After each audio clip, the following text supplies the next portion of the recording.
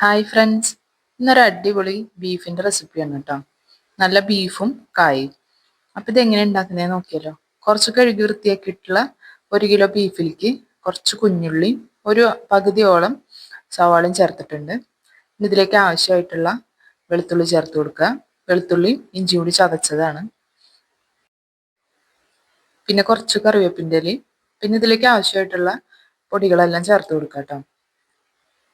പൊടികളായിട്ട് മഞ്ഞൾപ്പൊടി, കുരുമുളക് പൊടി, ഉപ്പ്, അതുപോലെ തന്നെ എരിവിന് ആവശ്യമുള്ള കുറച്ച് മുളക് പൊടി, മല്ലിപ്പൊടി, പിന്നെ വിനാഗിരി ചേർത്ത് കൊടുക്കുന്നുണ്ട്.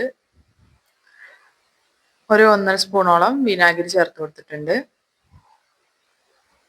മുളക് പൊടി മല്ലിപ്പൊടിയൊക്കെ കുറച്ച് ചേർത്തിട്ടുള്ളൂ കേട്ടോ. നമുക്ക് മസാല ഉണ്ടാക്കുമ്പോൾ ആവശ്യത്തിന് ആഡ് ചെയ്യാം. ഇതിപ്പോൾ കുറച്ച് ചേർത്ത് കൊടുത്തിട്ടുള്ളൂ. ഇനി ഇതെല്ലാം കൂടി ഒന്ന് കുറച്ച് വെളിച്ചെണ്ണയും കൂടി ഒഴിച്ചിട്ട്, പച്ച വെളിച്ചെണ്ണ ഒഴിച്ചിട്ട് കൈവച്ച് നന്നായി ഒന്ന് തിരുമ്മിയെടുക്കുക.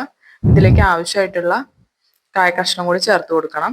ഇത് നന്നായിട്ടൊന്ന് പുരട്ടിയെടുത്തതിന് ശേഷം കുക്കറിലിട്ടിട്ട് ഒരു 5 വിസിലോളം ഞാൻ വേവിച്ചെടുത്തിട്ടുണ്ട്. ഇതിൽ കായ കഷ്ണം ചേർക്കുന്നത് 5 വിസിലിന് ശേഷം, കുക്കർ തുറന്നതിന് ശേഷമാണ് ഞാൻ ഇതിലേക്ക് ആവശ്യമായിട്ടുള്ള കായ കഷ്ണം ചേർത്ത് കൊടുത്തിട്ടുള്ളത്. അല്ലെങ്കിൽ കായൊക്കെ വെന്ത് ഉടഞ്ഞു പോവില്ലേ.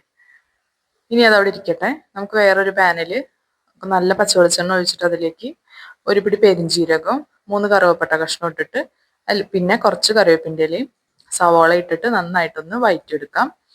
ഇതിലേക്ക് ഇനി വേറെ മസാലപ്പൊടിയൊന്നും ചേർക്കുന്നില്ല കേട്ടോ. ഗരം മസാലയും ചേർക്കുന്നില്ല. പെരിഞ്ചീരകം പട്ടയും മാത്രമാണ് ചേർക്കുന്നത്. ആവശ്യമായിട്ടുള്ള മുളക് പൊടി, മഞ്ഞൾപ്പൊടി, കുറച്ച് മല്ലിപ്പൊടിയും കൂടി ചേർത്തിട്ട് ഈ മസാല ഒന്ന് നന്നായിട്ടൊന്ന് വഴറ്റിയെടുക്കണം. വഴറ്റിയതിന് ശേഷം ഇതിലേക്ക് നമ്മൾ വേവിച്ച് വെച്ചിട്ടുള്ള ബീഫും കായും കൂടി ചേർത്ത് കൊടുക്കുകയാണ്. ഇനി ഇത് നന്നായിട്ടൊന്ന് ഈ മസാലയിൽ കിടന്നിട്ടൊന്ന് തിളച്ച് വരട്ടെ കേട്ടോ. നമുക്കിതൊന്ന് നന്നായിട്ടൊന്ന് കുറുക്കിയെടുക്കണം.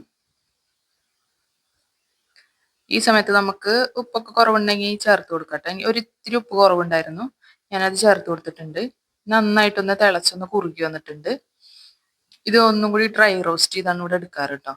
അപ്പോൾ ഇതൊന്ന് കുറുകി വന്ന സമയത്ത് ഇതിലേക്ക് കുറച്ച് നാളികേരക്കൊത്തും അതുപോലെ തന്നെ പച്ചമുളകും വെളുത്തുള്ളിയും ചതച്ചതും ചേർത്ത് കൊടുത്തിട്ടുണ്ട് കേട്ടോ.